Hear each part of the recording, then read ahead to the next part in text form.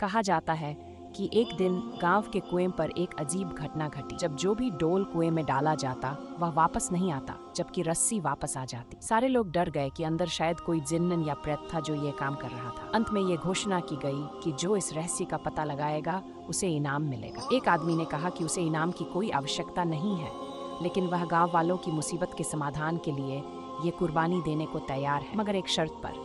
शर्त ये थी कि वह तभी कुएं में उतरेगा जब रस्सी पकड़ने वालों में उसका भाई भी शामिल होगा। उसका भाई बुलाया गया और रस्सी पकड़ने वाले लोगों ने रस्सी पकड़ी और एक डोल में बैठाकर उस आदमी को कुएं में उतार दिया। वह आदमी नीचे उतरकर देखता है कि कुएं में एक मच्छर जैसा बंदर बैठा हुआ है जो डोल से रस्सी खोल देता है। उस आदमी ने अपनी जेब चेक की और उसमें से गुड़ निकाला, जिसे उसने उस बंदर को दिया। अब बंदर उस आदमी से परिचित हो गया और वह उसकी पीठ पर बैठ गया। फिर उसने जोर से रस्सी को ऊपर खींचा।